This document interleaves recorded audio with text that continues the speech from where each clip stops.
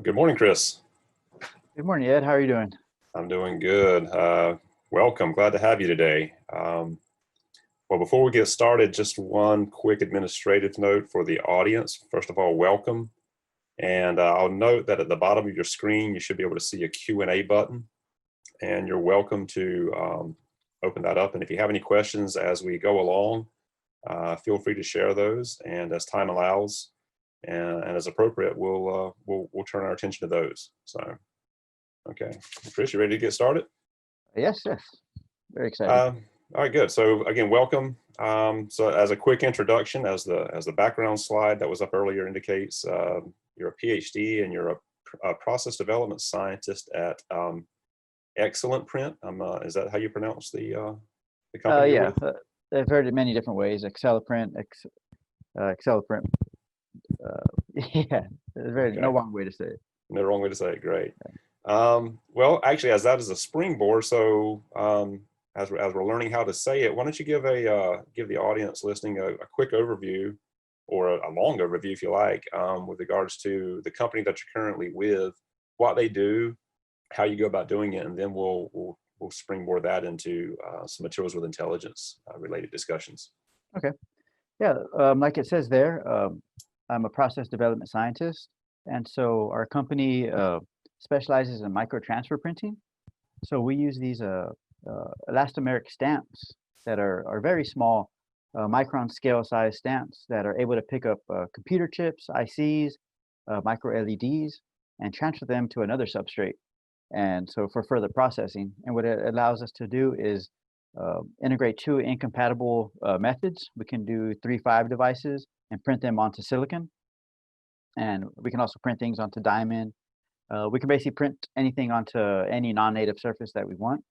And what that allows us to do is integrate things like lasers, solar junction cells, things that you have to grow with one process, and then you're basically unlimited on how you want to place those devices in any kind of array. One of the big things is photo detectors, photo sensors, LEDs. And so what my job is to, like I said, I help customers develop the process. So if a certain customer has a device that they want to print for a specific application, I guide them and consult them on what chemistries are needed, because typical things are grown on silicon, but for our specific applications, we need to be able to etch away the bottom layer, so that way it's suspended, and then we can just pick it off using the stamp. And these stamps have tiny posts that are anywhere from they'll have 2x2 array of posts to anywhere from 100 by 100 array of posts. And we're able to transfer a large quantity of devices. And so I help guide them along the way, device design, basically all the dimensions.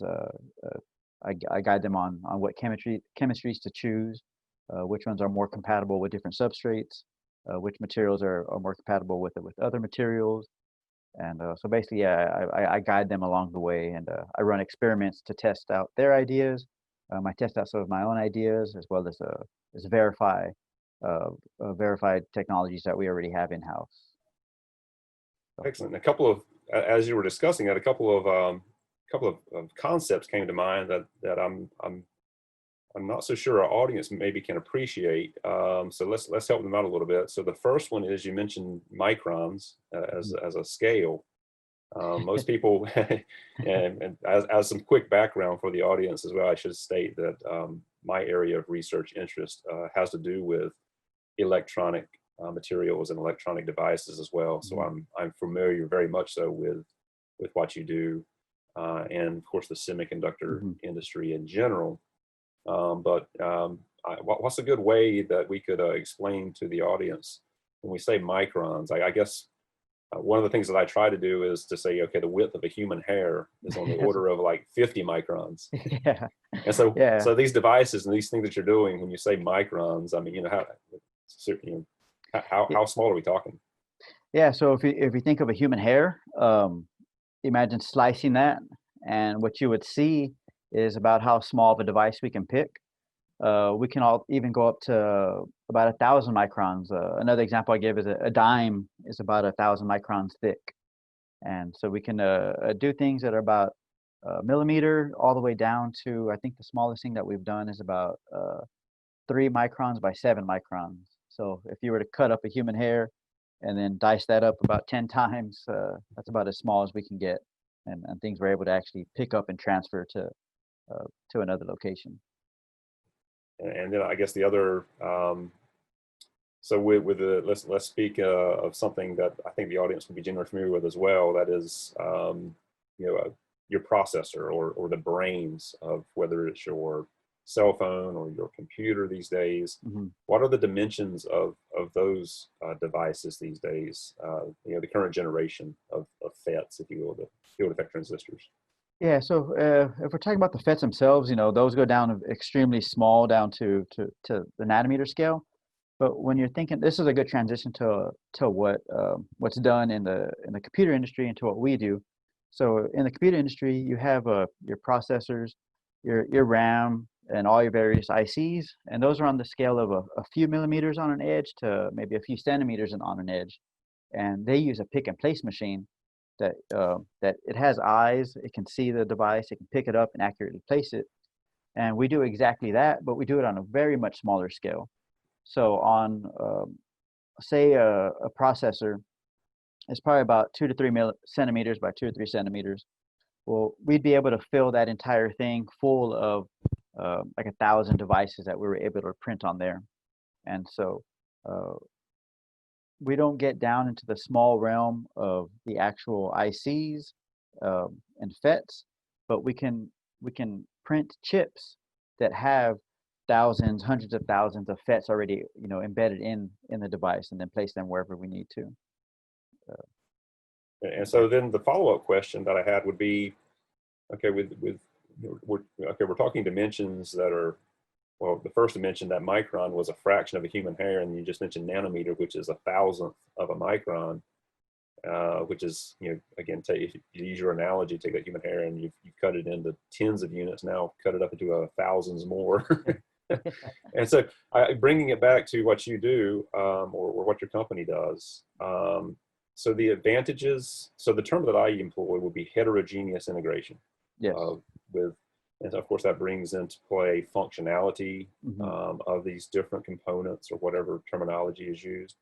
So maybe just give a general overview, as non-technical maybe as we can make it, in terms of the advantages of that sort of integration, and how that's helping improve the lives of the people that are listening in. Definitely. So basically what we're able to do is integrate existing technologies. We don't have to reinvent the wheel.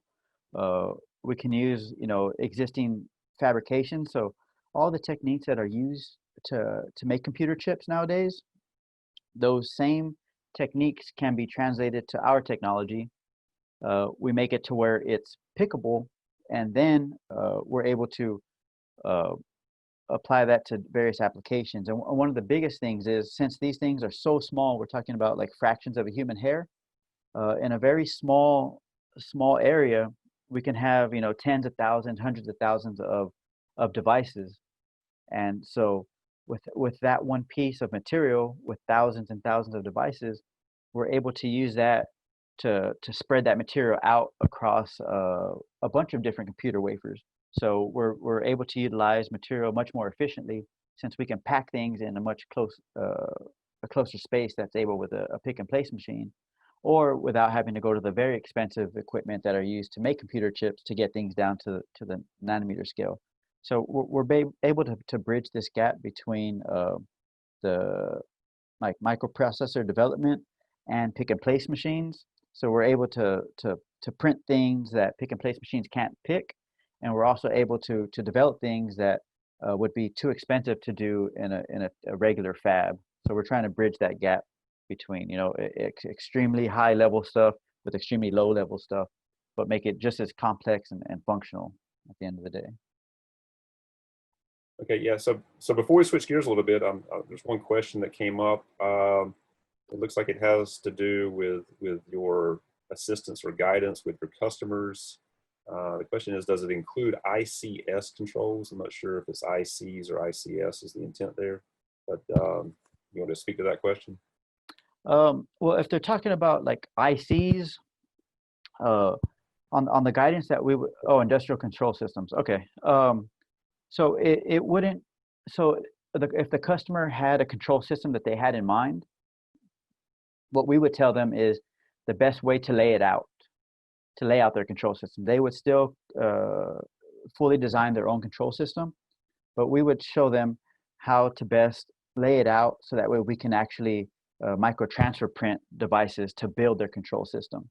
So I would tell them how to design their integrated circuits. I would tell them the best way to route their interconnection layers and their best way to process their wafers. So that way we can integrate everything onto one substrate. So that way they can, you know, at the end of the day, have their control systems. But they would design their own system. We basically tell them how to fabricate it and what's the most efficient way to fabricate it. Okay.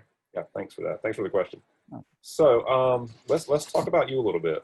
You know, most of the people I don't, you know, there was a very brief bio, which was basically your company, your title, that we've given the audience as a teaser. So you know, give a little bit of a background about yourself. Okay. Yeah, I was born and raised in Texas. I grew up on the coast in Corpus Christi, Texas. It was a blue collar town. I grew up with a single mother, and she always knew that, you know, education was important.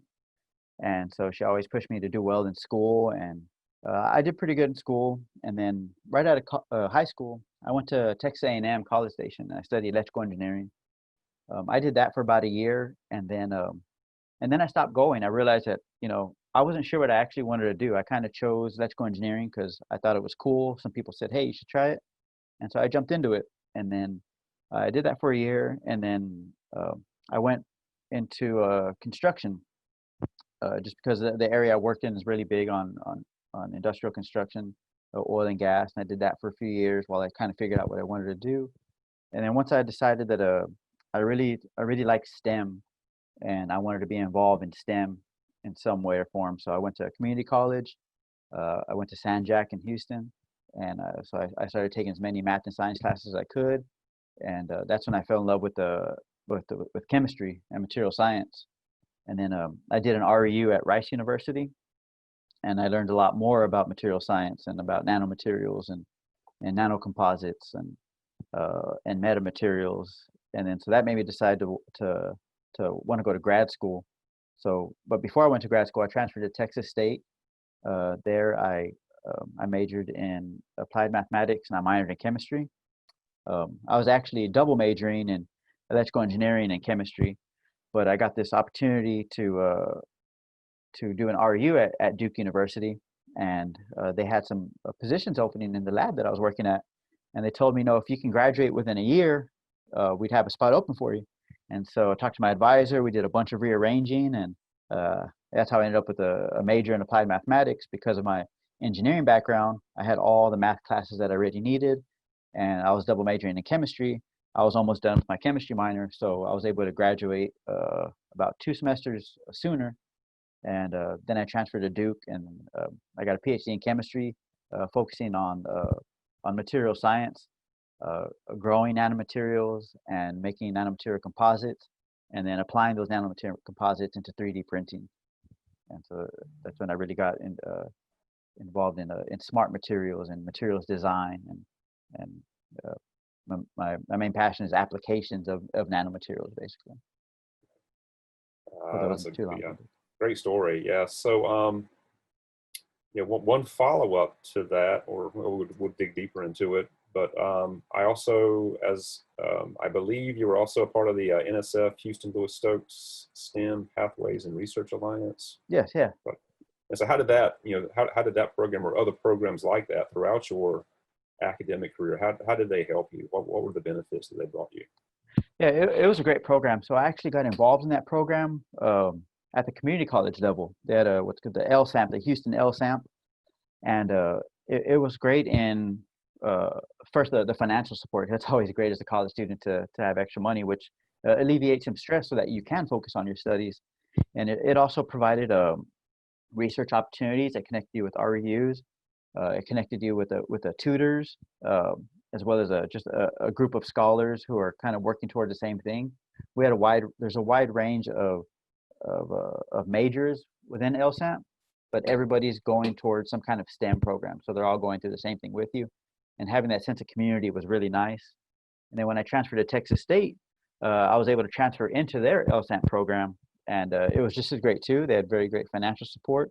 They had really great resources at Texas State. They had their Slack lab, and they had the LSAMP lab where you can go get free tutoring.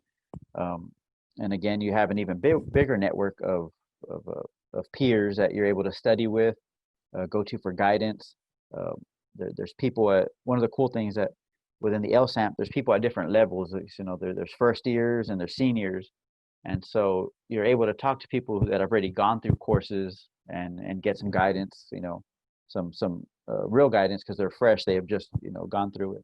And they also connect you with mentors, and mentorship was probably the biggest thing I took from it, because they have you connect with a mentor. And the mentorship at Texas State's great. I had two really great mentors there. Dr. Britton from the chemistry department and Dr. Trinan from the math department. They were my mentors my time there at LSAMP at Texas State, and they're great. They're great as guidance as far as career guidance, life guidance, and even educational guidance too. You know, helping plan out, you know, your life as you're going through college. Yeah, and the that's great. LSAMP helped connect me to that. So, yeah, I very much appreciate and have a good visual now of kind of this broad brush perspective that you've given in terms of, you know, what got you, you know, to Texas State, through Texas State, but maybe just to drill down, if it's possible to do so, and maybe let's focus it on Texas State. So when you're thinking back to the time here, whether it was with, you know, the folks that you were with, or in the lab that you were with, or the resources, are there any like specific events, like something that you know, like happened at a critical time, or maybe it didn't happen at a critical time, maybe it was something that was an evolutionary type process that really sticks in your mind, that really were key in helping you develop into the scientist / engineer that you currently are, or maybe just in general, you know, from a life perspective? You know, what, you know, does anything really kind of like ring a bell? And if there was something else that happened maybe outside of just Texas State, you know, just, you know, let's help the audience understand some of the keys in terms of what it means to be a graduate student and pursuing that sort of mindset. Yeah, definitely. So that's kind of like a like twofold. For one, I wasn't sure what I wanted to do. Like I said before, I knew I wanted to do something in STEM, and so some of the key turning points were my two mentors. One was in chemistry, one was in math. Were like, you know, start taking more specific courses. And I took an applied math course, and it was a topics course where we covered a wide range of topics, from like to try to do the computations that an MRI machine does, to try and do the calculations that GPS, you know, satellites do. And that blew my mind, just that, you know, it really got me excited in applied mathematics. And so taking that one course really opened the pathway for math for me. And then on the chemistry side, I took a material science course. Well, it was a polymers course, and it was recommended based on some of the talks that I had with my mentor. He said, I really think you should take this course and, you know, see what you get from it. And I was really excited about 3D printing, and so learning about polymers, that really opened my mind. And so that's when around that time is when I decided, you know, I want to do something in material science, because there's lots of computation involved in material science, and there, you know, obviously there's tons of chemistry. And so exploring those two courses kind of really connected me to material science. It really helped me guide that along the way. And then once I decided to go to grad school, talking with people in the chemistry, and my advisor had a dual appointment in chemistry and material science. And having discussions with him, it's like, well, this is perfect, because, you know, you like chemistry and you like applied math, and so you'll be able to do a lot of the calculations that some chemists can't do, and you'll be able to do some of the chemistry that mathematicians can't do, and you like all these extra things. And Texas State really gave me the opportunity to branch out and try different things, and that's what really helped guide my path, was the availability of courses and professors at Texas State. Yeah. So yeah, one more question in this area before we maybe switch gears again. So you mentioned earlier about I guess it was through the LSAMP programs. I think that was the context, at least, of the financial support that you were receiving. And just to give the audience a flavor, the types of support that are available for graduate students include assistantships, scholarships. A lot of people can appreciate scholarships. That's the term that's generally used. Yeah. Fellowships as well. So there are a number of different funding avenues. But the question I want to ask you to, again, help the listener here, how critical was that, or how you discussed the importance of it, but as a graduate student, and again, just to fill in some of the, from my experience as well, of course, you got your classes and your coursework.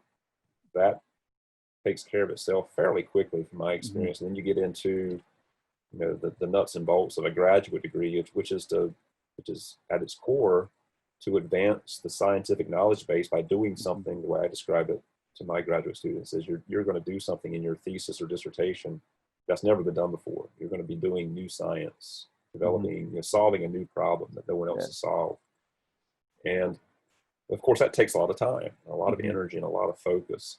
And so with that, kind of as setting the stage a little bit, and feel free to to build off of that if you have any other ideas or comments on that. But more specifically, if someone, for example, were to provide a scholarship, to fund a scholarship here at Texas State, or if they were to provide a graduate advisor with an assistantship funding for a graduate student, how did that benefit you, and how critical was that to you in terms of helping you at that time, and then of course getting you to where you are today? Definitely.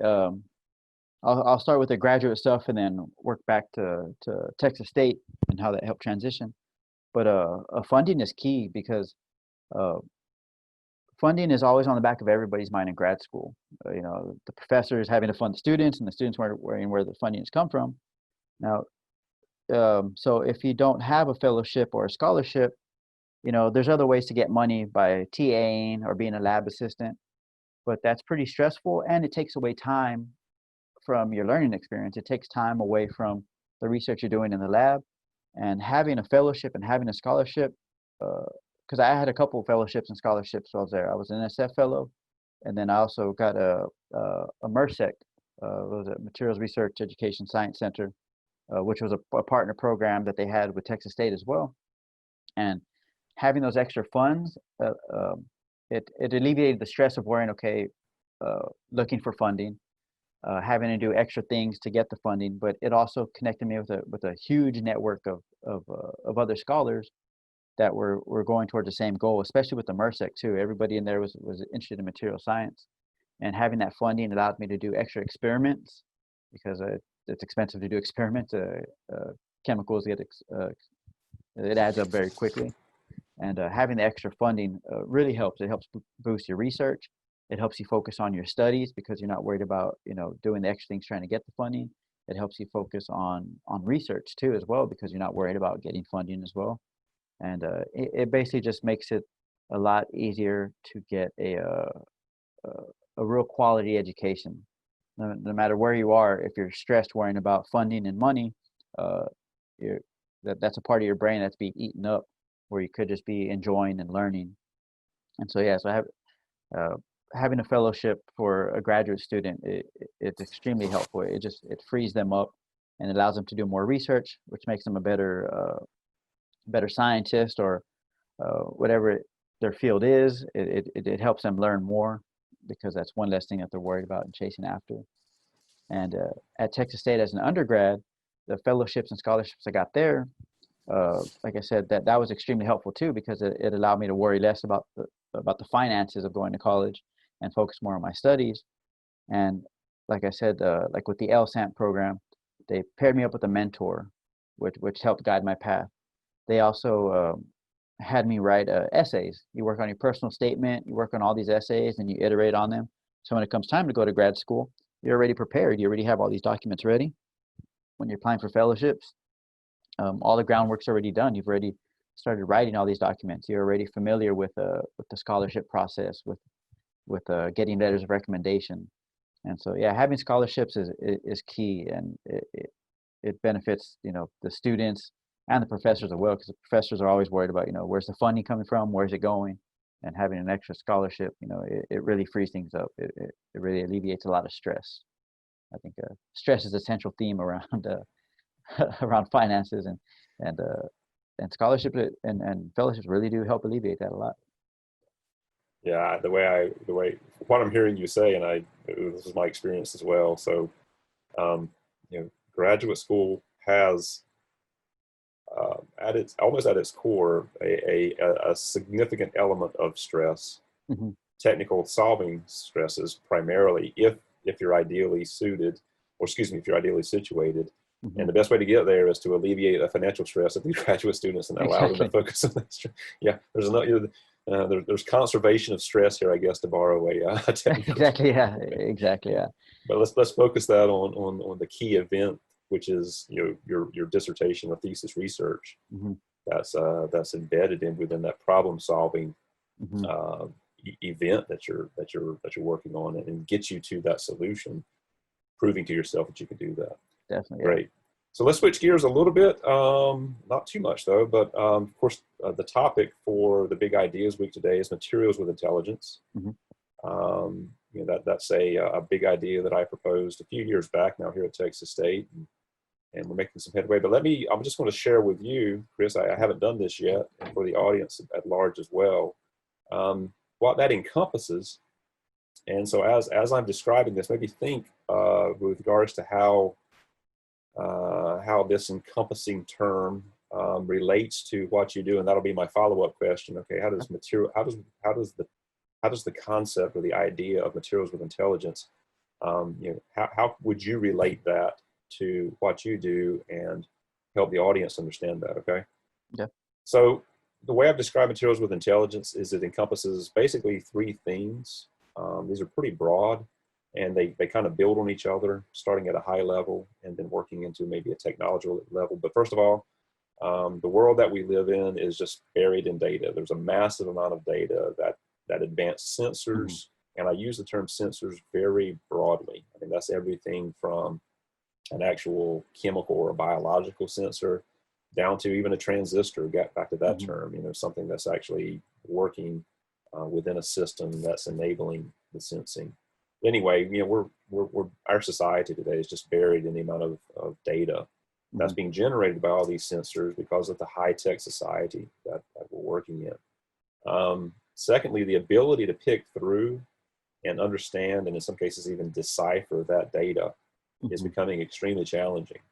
And then thirdly, which is what it sounds like that you've done primarily, and a lot of what I do, we're not, you know, from the biggest sense, we're just compounding this problem in that the advancing sensor technologies and materials that we're developing and using Hmm. to enhance the capabilities and the performance of these sensors is creating new applications. It's advancing the capabilities of existing Hmm. applications, and you know, it's just it's a problem.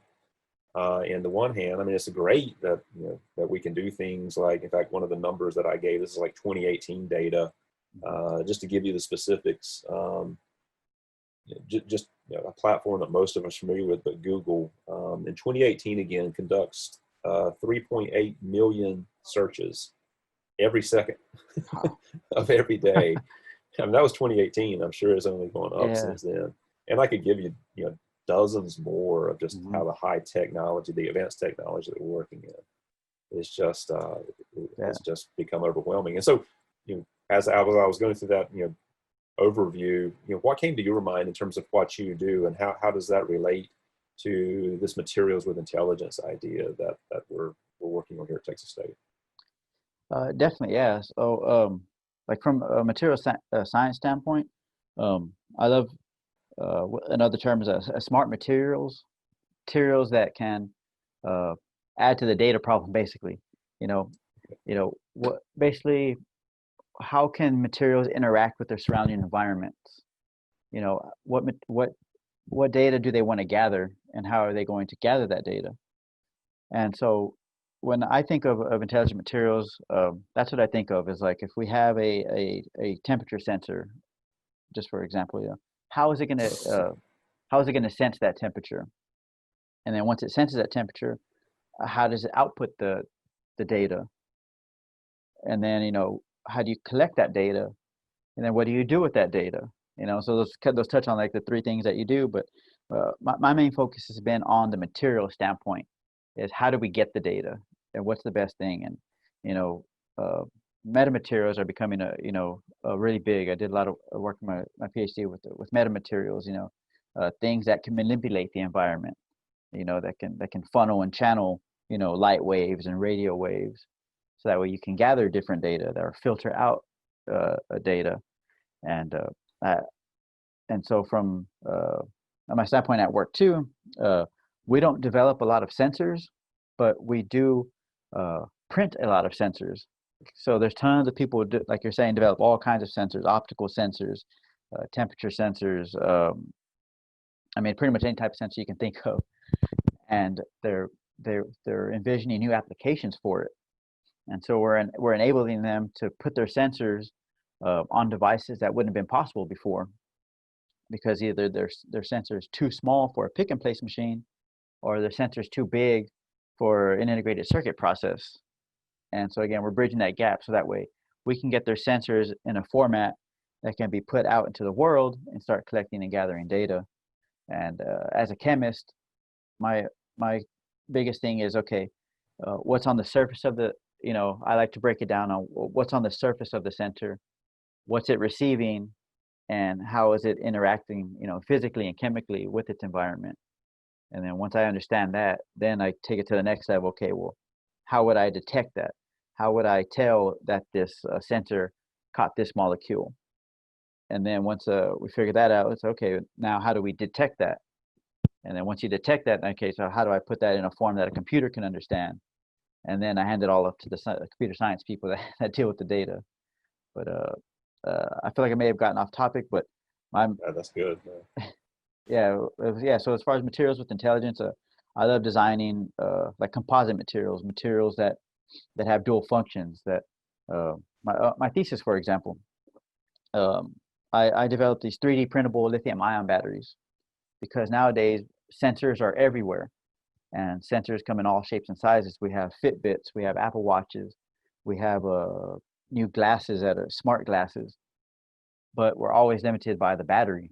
So if we want to make these things even smarter, we have to be able to make the battery and the device fit us, not us fit it. And to do that, we have to design new materials. We have to design new methods that can help enable these new technologies and make them more usable, more user-friendly. So that's excellent. Yeah. So a question just popped up, but actually this is a great segue, and I promise I didn't seed this one. This is actually an anonymous question. But where I was going to go next with this was, okay, so what we're doing here at Texas State within the realm of materials with intelligence is, I guess first of all, let me just note that on campus there are greater than 100 research active faculty that I've identified, and others. It's not just me. There's a team here that's looking into this now, I'm happy to say, but that are working in some shape or form within this concept of materials with intelligence. That's great on the one hand. On the other hand, what I observed as I was talking with these folks is that, and I'm included in this group, by and large, 99+% of the type of activities, the research work that was going on, was very much individually dependent on like a principal investigator type research, or excuse me, like a principal investigator type grant or funding source. For example, I've had funds recently. My most recent funding sources has come through an NSF grant, National Science Foundation grant. Very recently, the Department of Defense through the Army has given me a 3-year grant. Mhm. is great. I mean, it's providing the resources, the assistantships for my graduate students to allow them to work like you were working when you were in grad school. But part of the thing that I'm really focusing on, or I want to focus on within Materials with Intelligence, is to create the opportunity for these individual researchers, if you will, to collaborate more effectively and to work together. And so it's, in addition to, I shouldn't say instead of, but in addition to projects that I have individually, what I'd like to be able to do is to find someone else on campus or nearby, if they're not immediately on campus, although they've got a very broad group of individuals in terms of their research areas that I would like to be able to tap into. Mhm. And so a center with Materials with Intelligence as its focus would enable those sorts of collaborations to build up a bigger sort of research environment, if you will. And so if you could, from your experience, whether graduate school or probably more interestingly, I think at this point would be what now that you're in the industry, just speak to the criticality, especially in within this field of Materials with Intelligence, or this concept of collaborations and understanding the people that you're working with, or your customer, Mhm. the diverse backgrounds that the scientists and engineers or whomever you're working with have, and Mhm. how it's just become critical in this high tech society that we're working into to work in a collaborative environment. Yeah, yeah, it's key. So yeah, again, I'll work backwards from what I'm doing now. Um, so a lot of the projects we have are like photonics projects where they're making 3.5 lasers, optical devices, optical switches, which I'm not very familiar with. I I don't, I know the basics of how they work, but I couldn't design one because I didn't get my PhD in it.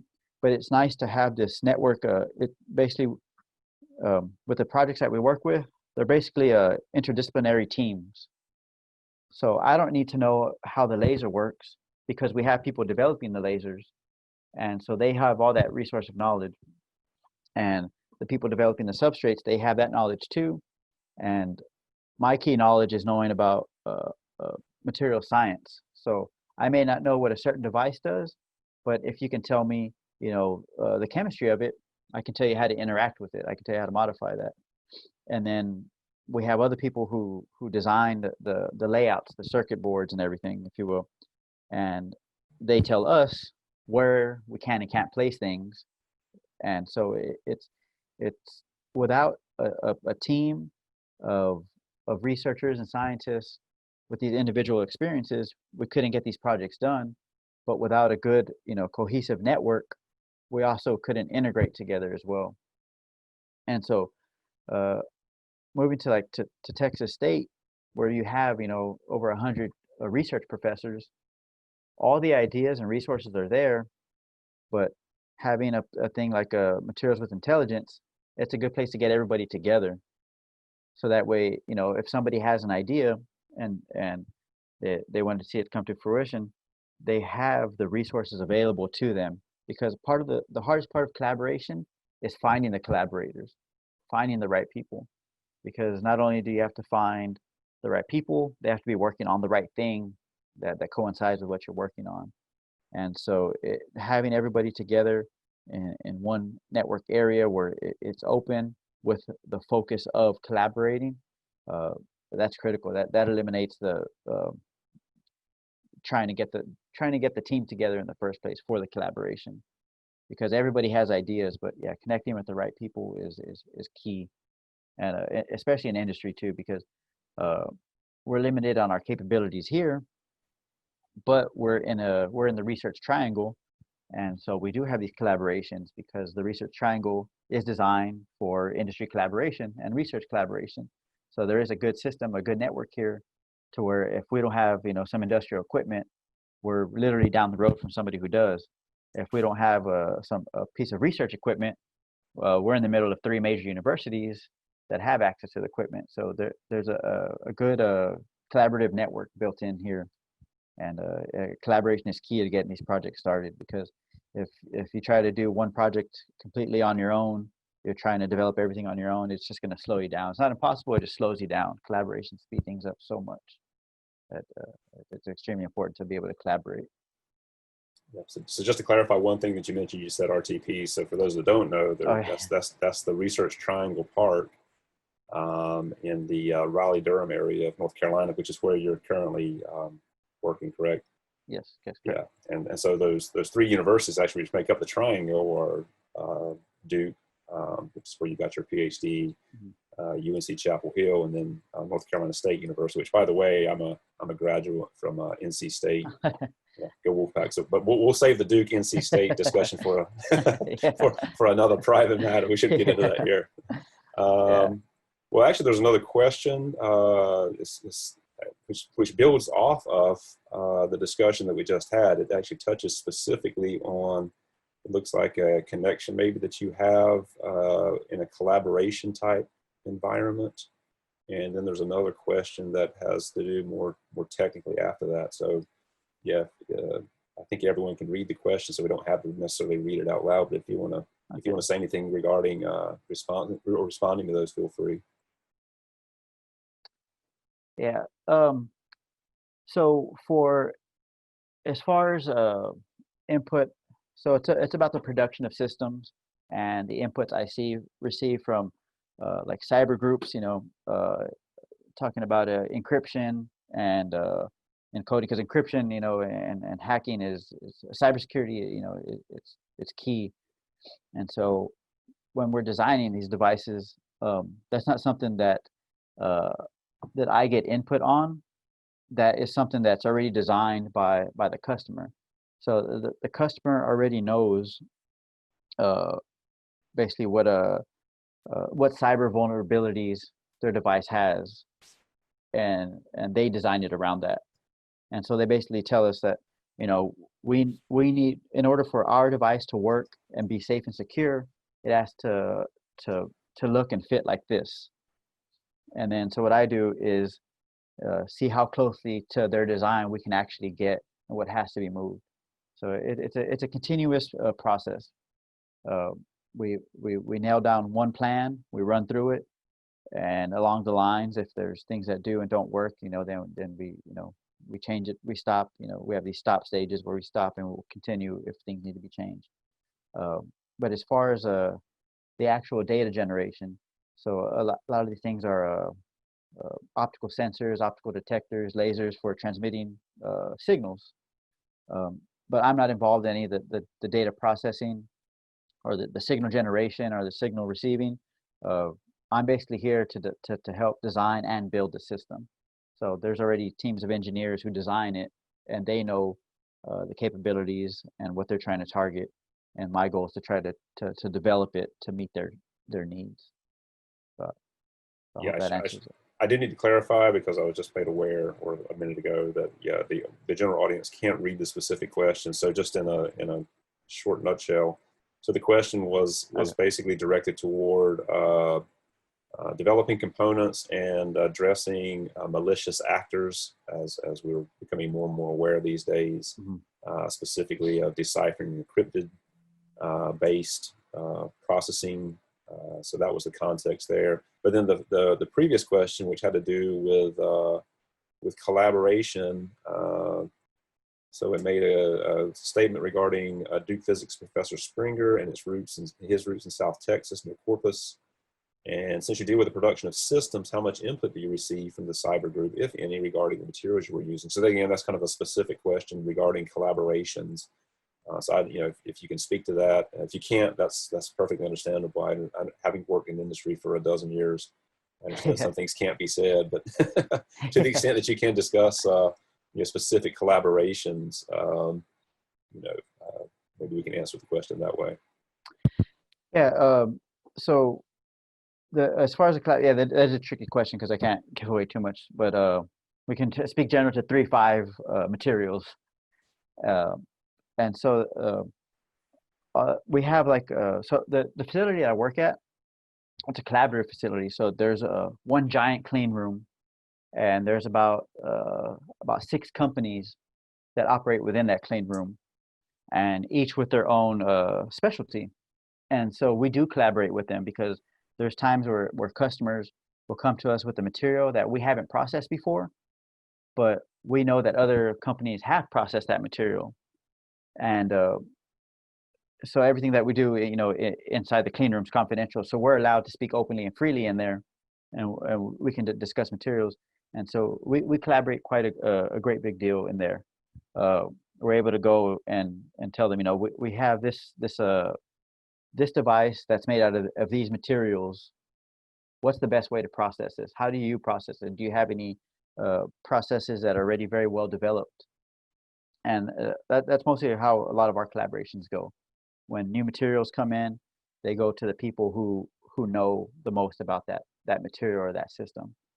And so when other customers or other companies have customers that want something micro transfer printed, that's when they come to us, to get the consultation of, can this be micro transfer printed? What would we need to do to this to make it printable?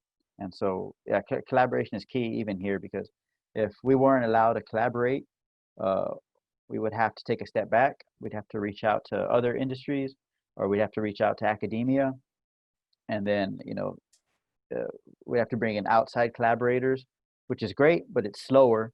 But it's nice having all the collaboration here in house. So basically, the closer you are to your collaborators, the faster and more smoothly things come through. And so when it comes to materials, yeah, we collaborate, almost on a daily basis on various projects. Well, Chris, well, time flies. Here we are, coming up 45, 50 minutes into this. Yeah. We've covered all the main bases. Actually, I'll reiterate what one of the comments just made. Thank you as well for providing such helpful information. Any final thoughts or anything we didn't touch on that you want to mention? Or I think we've covered a lot of ground here, but Yeah, I appreciate your time. I think one of the things that I want to make people aware of Texas State is the resources, research resources. At Texas State, there's tons of room for collaboration there in almost any STEM field. Like people are continuously blown away when I tell them, we can do that at Texas State. I know a person at Texas State, and just like with you, Ed, I was telling a colleague of mine what your lab can do, and so we had a quick 15-minute conversation about it, just mentioning it. And so Texas State is a great research institution.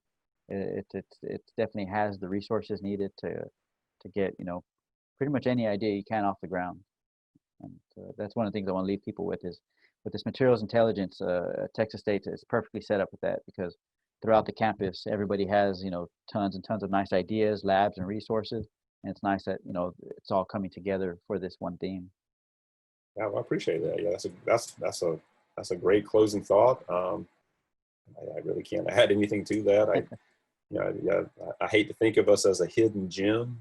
In some ways we are, but also through these big ideas that we're showcasing this week, and of course today, materials with intelligence. Yeah, we're endeavoring diligently to get the word out and showcase what we do here, the exciting things happening. And Chris, thank you for your time, and I really appreciate the input and the feedback and the insights. And yeah, look forward to following up with you. And hey, maybe we can collaborate. Yeah, definitely. Yeah, we'll definitely follow. I have tons of ideas. Okay. So I'm not sure how to wrap this up. I'll leave it to I guess Nicole to handle the recording. But again, great to see you. Awesome. Great to talk to you. Y'all too. All right. Bye.